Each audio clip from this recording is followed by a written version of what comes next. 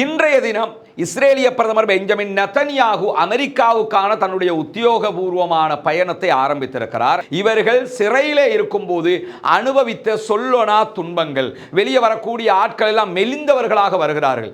அவர்களுடைய உடல்கள் புண்ணாக்கப்பட்டிருக்கிறது, சிறங்குகள் அவர்களுடைய உடம்புகளில் இருக்குது. உன்னுடைய சகோதரன் அநியாயம் செய்யப்பட்டவனாக இருந்தாலும், அநியாயம் இழைத்தவனாக இருந்தாலும் அவனுக்கு உதவி செய் அப்படிங்கிறாங்க. இதுதான் இஸ்ரேலுக்கும் பாலஸ்தீனத்திற்கும் இடையில் இருக்கக்கூடிய வித்தியாசம்.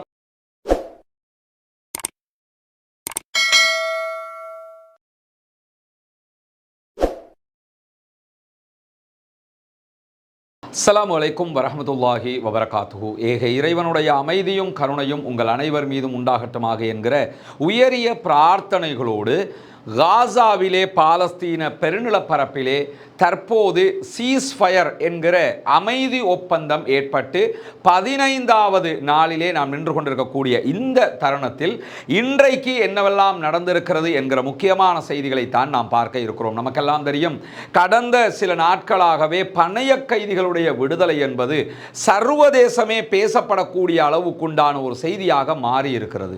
சர்வதேச மட்டத்தில் இவர்கள் யார், ஏன் இப்படி நடந்து கொள்கிறார்கள் என்று சிந்திக்கிற அளவுக்கு பாலஸ்தீன விடுதலை இராணுவத்தினுடைய நடவடிக்கைகளை அனைவரும் உற்று கவனித்துக் கொண்டிருக்கிறார்கள்.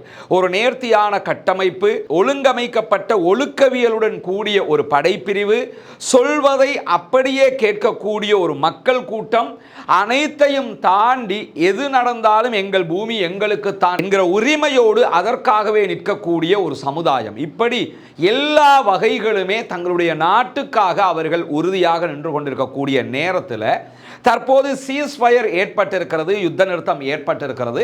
இந்த யுத்த நிறுத்த காலப்பகுதிகளுக்கு உள்ளாக இஸ்ரேலிய ஆக்கிரமிப்பு இராணுவம் என்ன பண்றாங்கன்னா, வெஸ்ட் பேங்க் என்கிற மேற்கு கரை பகுதி, நமக்கு தெரியும் காசாங்கிறது ஒரு பகுதி, மேற்கு கரைங்கிறது ஒரு பகுதி, பாலஸ்தீனம் துண்டாடப்பட்டிருக்கிறது. பாலஸ்தீனத்தை துண்டாடி இஸ்ரேல் என்கிற ஒரு நாடு உருவாக்கப்பட்டிருப்பது மட்டுமல்லாமல் இப்போது இருக்கிற அரைகுறை பாலஸ்தீன பூமியில கூட காசா என்பது தனித்துண்டாகவும் வெஸ்ட் பேங்க் என்கிற மேற்கு கரை என்பது தனித்துண்டாகவும் ஆக்கப்பட்டிருக்கிறது. இரண்டு பகுதிகளிலும் இரண்டு அரசாங்கங்களும் செயல்பட்டு வருகிறது. இப்படி பிரித்து வைத்து அந்த மக்களை துண்டாடி கொண்டிருக்கிறது இஸ்ரேல். இந்த நேரத்தில் தான் 1.5 ஆண்டுகளை தாண்டிய யுத்தம் தற்போது சமாதான உடன்படிக்கையை எட்டி இருக்கக்கூடிய நேரத்தில் வெஸ்ட் பேங்க் பகுதிகளில் தொடர்ந்து தாக்குதல்களை நடத்தி வருகிறது இஸ்ரேலிய ஆக்கிரமிப்பு.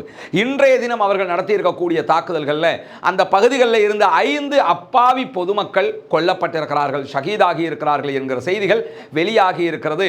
இது நேரடியான ஒரு வன்முறையை தூண்டுகிற செயல்பாடு என்பதிலே எந்த மாற்று கருத்தும் இல்லை. ஆனால் காசாவிலே நிம்மதியை சீர்குலைத்தவர்கள் தற்போது வெஸ்ட் பேங்கிலும் அதே வேலையை செய்து வருகிறார்கள்.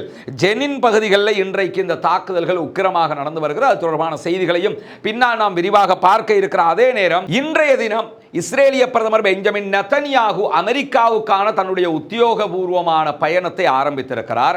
அமெரிக்காவினுடைய ஜனாதிபதியாக டொனால்ட் ட்ரம்ப் பதவியேற்றுக் கொண்டதற்கு பிறகு முதல் தடவையாக அமெரிக்காவுக்கு செல்லக்கூடிய ஒரு வெளிநாட்டு பிரதமராக, வெளிநாட்டு ஆட்சியாளராக பெஞ்சமின் நெதன்யாகு தான் கருதப்படுகிறார். முதலாவது பயணமாக அவர் தற்போது அமெரிக்கா பயணித்திருக்கிறார்.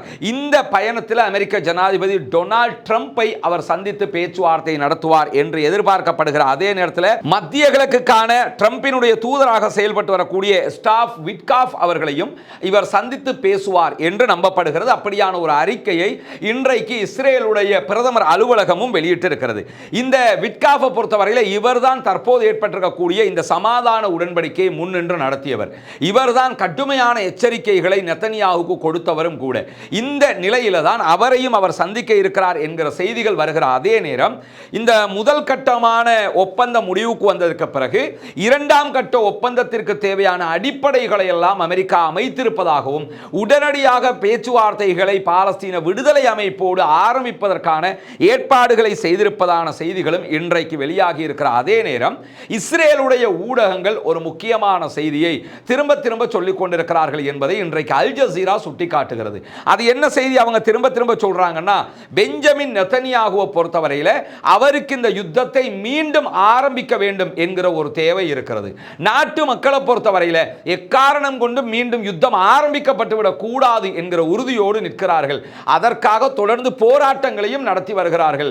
வீதி வீதியாக இந்த போராட்டங்கள் இஸ்ரேலுக்குள் நடைபெற்று வருகிறது. எதிர்க்கட்சிகள் உடனடியாக தேர்தலை நடத்துங்கள் என்கிற கோரிக்கையும் விடுத்து வருகிறார்கள். தேர்தல் நடத்தப்பட்டால் இந்த நிலையில் பெஞ்சமின் நெதன்யாகுவும் அவருடைய கட்சியும் பட்டுதோல்வி அடைந்து மண்ணை கவ்வுவார்கள் என்பது நிச்சயிக்கப்பட்டிருக்கிறது. அங்கிருக்கக்கூடிய கருத்து கணிப்புகள் அதைத்தான் சொல்லிக் கொண்டிருக்கிறது. இந்த தேர்தலில் பெஞ்சமின் நெதன்யாகு தோற்றுவிட்டார் என்றால் அவர் ஒரு எதிர்க்கட்சி தலைவராக அமருகிறாரோ இல்லையோ சிறைவாசம் அனுபவிக்க நேரிடும். ஏன்னா பாலஸ்தீன விடுதலை ராணுவத்தினால் பணைய கைதிகளாக பிடிக்கப்பட்டவர்களுடைய குடும்பங்கள் ஆல்ரெடி வழக்கு தாக்கல் பண்ணியிருக்கிறாங்க. அதுவும் எப்படி பண்ணியிருக்கிறாங்கன்னா, காசாவுக்குள்ள எங்களுடைய மக்கள் கொல்லப்பட்டதற்கான காரணமே இந்த அரசாங்கம் தான் என்கிற குற்றச்சாட்டு சுமத்தப்பட்டு கம்ப்ளைண்ட் போடப்பட்டு வழக்கு பதிவு செய்யப்பட்டிருக்கிறது.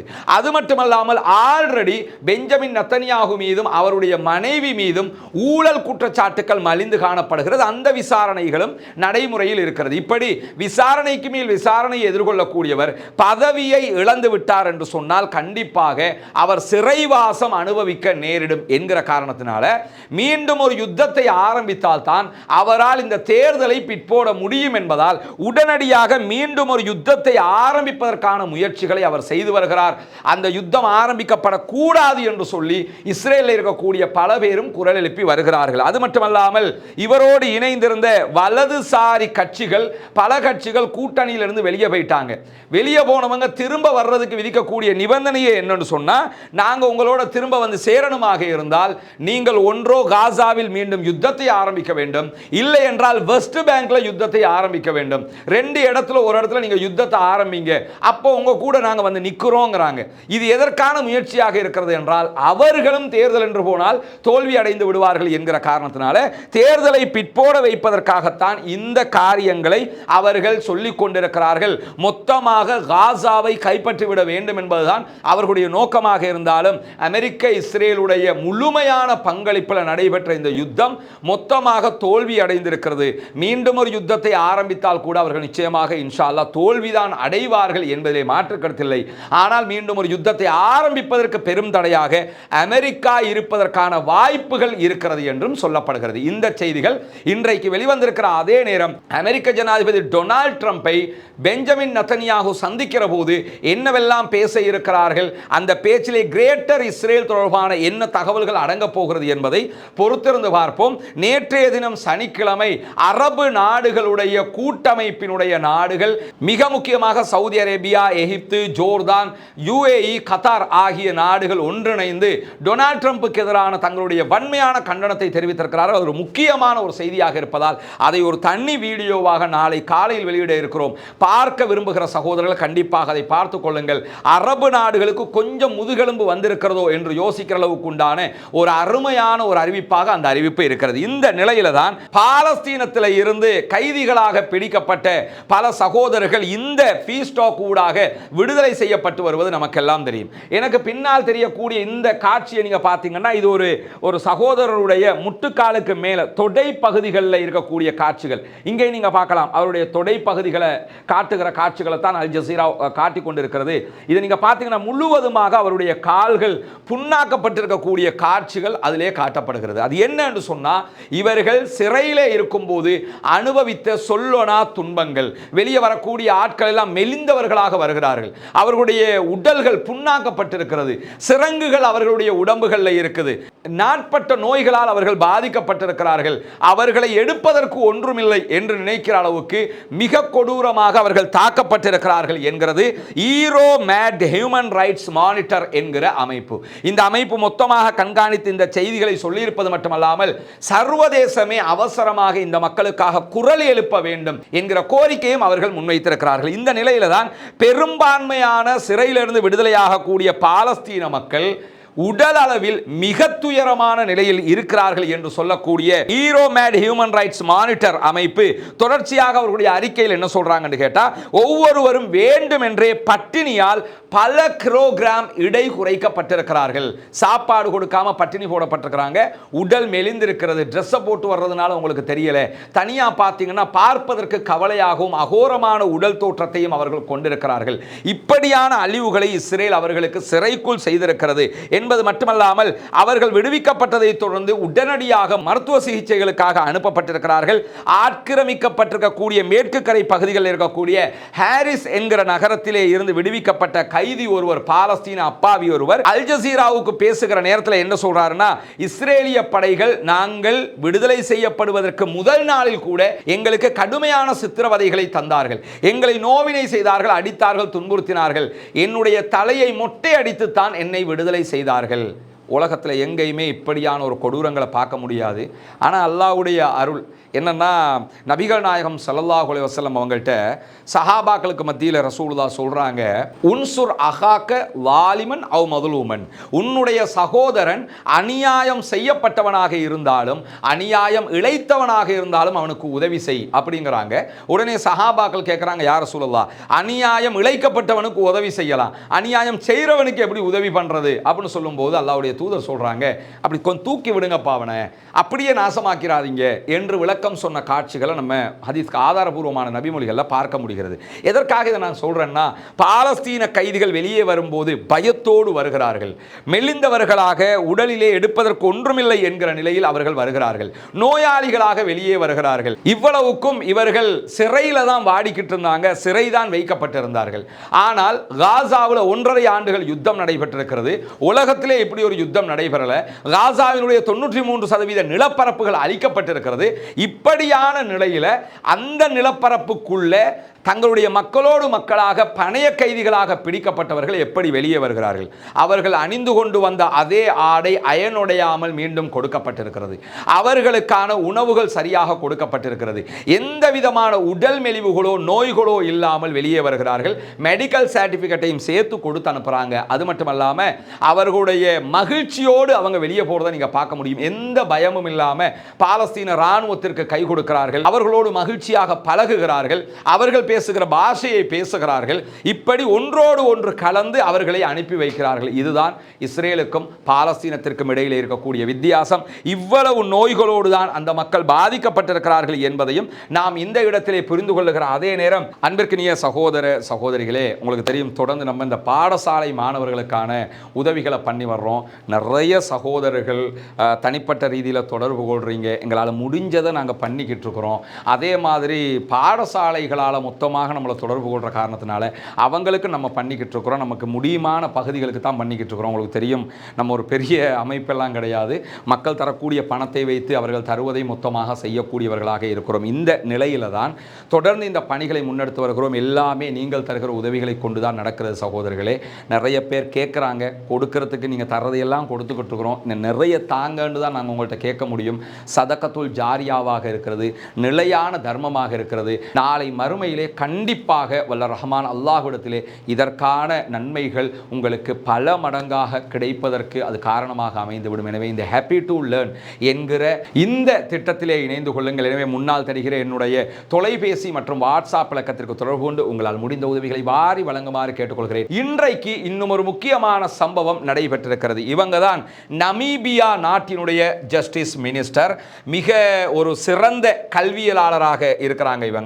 இவர்கள் இன்றைக்கு ஒரு முக்கியமான ஒரு ஸ்பீச்சை பண்ணி இருக்கிறாங்க. குறிப்பாக ஹேக் குரூப், தி ஹேக் குரூப் என்று ஆரம்பிக்கப்பட்டிருக்கக்கூடிய இந்த அமைப்பு பாலஸ்தீனத்திற்கான அமைப்பாக இருக்கிறது. பாலஸ்தீனத்தினுடைய சுய நிர்ணய உரிமைகளை பாதுகாப்பதற்காகவும் பாலஸ்தீனத்திற்கான தனி நாட்டை உருவாக்குவதற்காகவும் உறுதி பூண்டிருக்கக்கூடிய 9 நாடுகள் சேர்ந்துதான் இந்த அமைப்பை உருவாக்கி இருக்கிறார்கள். அந்த நிகழ்வுல தான் இன்றைக்கு நமீபியாவினுடைய ஜஸ்டிஸ் மினிஸ்டர், நீதி அமைச்சர் அவர்கள் பேசி இருக்கிறார்கள். குறிப்பாக இந்த பட்டியலில் Belize, Bolivia, Cuba, Colombia, Honduras, Malaysia, Namibia, Senegal, South Africa ஆகிய நாடுகள் இணைந்திருக்கிறார்கள். நமீபியாவினுடைய ஜஸ்டிஸ் மினிஸ்டர் இவான் தௌசாஃப் அவங்க பேசும்போது இன்னைக்கு என்ன சொல்றாங்கன்னா, நமீபியா ஏன் பாலஸ்தீனத்திற்கான இந்த குழுவில் இணைய வேண்டும் தெரியுமா என்று ஒரு அற்புதமான விளக்கத்தை கொடுக்கிறாங்க. அதில் என்ன சொல்றாங்கன்னு கேட்டா, பாலஸ்தீனத்தை ஆதரிக்க நாங்கள் உறுதியாக இருக்கிறோம் என்பதை உலகத்திற்கு காட்ட வேண்டி இருக்கிறது. வருங்கால சந்ததியினருக்கும் இதை காட்ட வேண்டி இருக்கிறது.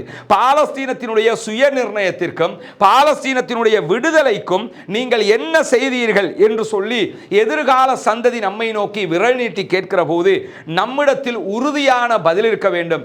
எங்களால் முடிந்த அத்தனையுமே பாலஸ்தீனத்திற்காக நாங்கள் செய்திருக்கிறோம் என்று நாம் நிரூபிக்க வேண்டும். அதனால் தான் இந்த குழுவில் நாங்களும் இணைகிறோம் என்று சொல்லி இன்றைக்கு நமீபியா அறிவித்திருப்பதை நாம் பார்க்க முடிகிறது. உண்மையிலேயே மனிதநேயம் மிக்க பல நாடுகளை கொண்ட தேசமாக அந்த பகுதிகள் இருக்கிறது. நாம் மேலே சொன்ன எந்த நாட்டை நீங்க எடுத்துக்கிட்டாலும் அவர்கள் பல கஷ்டங்களை, அவர்கள் கருப்பாக இருக்கிறார்கள் என்பதற்காகவே நம்மளும் கருப்பா தான் இருக்கிறோம், அது வேற. ஆனா நம்மளை விட அவங்க கருப்பா இருப்பாங்க. அது மட்டும் இல்லாம வெள்ளைக்காரர்களை பொறுத்தவரையில இவங்களை பார்த்தாலே அவங்களுக்கு பிடிக்கும். அதுக்காக வேண்டிய கருப்பர்கள் என்றாலே அடிமைகள் என்று வைத்துக் கொண்டிருந்த காரணத்தினால அதற்கு எதிராக போராடி இந்த நாடுல நமீபியா வரைக்கும் மேல நம்ம சொன்ன பல நாடுகள் சுதந்திரம் அடைவதற்கு காரணமாக இருந்ததே நெல்சன் மண்டேலாவினுடைய அந்த தாக்கம் தான். குறிப்பாக நமக்கு தெரியும் நெல்சன் மண்டேலா சவுத் ஆப்பிரிக்காவினுடைய தேசத்தந்தை என்று அறியப்படக்கூடியவர். அவர் சவுத் ஆப்பிரிக்காவுக்கு சுதந்திரம் கிடைத்த அன்றைக்கு ஆற்றிய உரையில் என்ன சொன்னார்னா, நம்ம நாட்டுக்கு சுதந்திரம் கிடைச்சிருச்சுன்னு நீங்களாம் சந்தோஷப்படுறீங்க, நம்ம இன்னும் சுதந்திரம் பெறவில்லை. பாலஸ்தீனத்திற்கு என்றைக்கு சுதந்திரம் கிடைக்கிறதோ, பாலஸ்தீனம் என்றைக்கு தனி நாடாக அங்கீகரிக்கப்படுகிறதோ அன்றைக்கு தான் நமக்கும் சுதந்திரம் கிடைக்கும் என்றார் நெல்சன் மண்டேலா. இப்படியான ஒரு பழக்க வழக்கங்களை கொண்ட மனிதநேயம் மிக்க பாலஸ்தீன மக்களுக்காகவே நிற்கக்கூடிய பல நாடுகளில் நமீபியாவும் ஒன்றாக இருக்கிறது. உண்மையில் ஒரு பாராட்டுக்குரிய ஒரு செயல்பாட்டை இவர் செய்திருக்கிறார். இவருடைய ட்விட்டர் பேஜில் போய் முடியுமானவங்க அவருக்கு வாழ்த்து சொல்லுங்க, அவரை பாராட்டுங்க, ரொம்ப உற்சாகப்படுத்துங்க. ஏன்னா இதுவெல்லாம் பாலஸ்தீன மக்களுக்கான ஒரு ஒத்துழைப்பாக இருக்கும் என்கிற நிலையில தான் வெஸ்ட் பேங்க்ல தொடர்ந்து தாக்குதல்கள் நடத்தப்பட்டு வருகிறது. குறிப்பாக தூபாஸ்ல கடுமையான மோதல் நடைபெற்று வருகிறது. பாலஸ்தீன விடுதலை போராட்ட அமைப்பினர் இன்றைக்கு 3 இஸ்ரேலிய ஆக்கிரமிப்பு ராணுவத்தை சேர்ந்தவர்களை கொன்றிருப்பதான செய்திகள் சற்று முன்னால் வெளியாகி இருக்கிற அதே நேரம் வடக்கு ஆக்கிரமிக்கப்பட்ட மேற்கு கரையில் இருக்கக்கூடிய ஃபரா அகதிகள் முகாம்ல தொடர் தாக்குதல்கள் இரு தரப்புல இருந்தும் நடைபெற்று வருகிறது. கடுமையான மோதல்களாக இருக்கக்கூடிய நேரத்தில் தான் இன்றைக்கு இஸ்ரேலிய ஆக்கிரமிப்புக்கு எதிராக அவர்களுடைய வாகனங்களின் மீது துப்பாக்கிச்சூடு தாக்குதல்களை நடத்தி இருப்பதாகவும் பாலஸ்தீன விடுதலை போராளிகள் அறிவித்திருக்கிற அதே நேரம் தூபாஸில் இருக்கக்கூடிய தூபாஸ் முகாம் அதே போன்று தமூம் ஆகிய நகரங்களையும் இன்றைக்கு 2 தரப்பாரும் மிக கடுமையாக மோதிக்கொள்கிறார்கள் என்கிற செய்திகள் வெளியாகி கொண்டிருக்கிறது. முழுமையான செய்திகள் வரும்போது அவற்றையும் உங்களுக்கு மத்தியிலே நாம் கொண்டு வந்து சேர்ப்பதற்கு தயாராக இருக்கிறோம் என்கிற நிலையில பாலஸ்தீனம் வெற்றி பெற வேண்டும், பாலஸ்தீனம் சுதந்திரம் அடைய வேண்டும், பாலஸ்தீன மக்களும் நம்மை போன்ற நிம்மதியானவர்களாக மாற வேண்டும் என்கிற உயரிய பிரார்த்தனைகளோடு முடித்துக் கொள்கிறேன். வாஹிர் தஅவானா அல்ஹம்துலில்லாஹி ரப்பில் ஆலமீன்.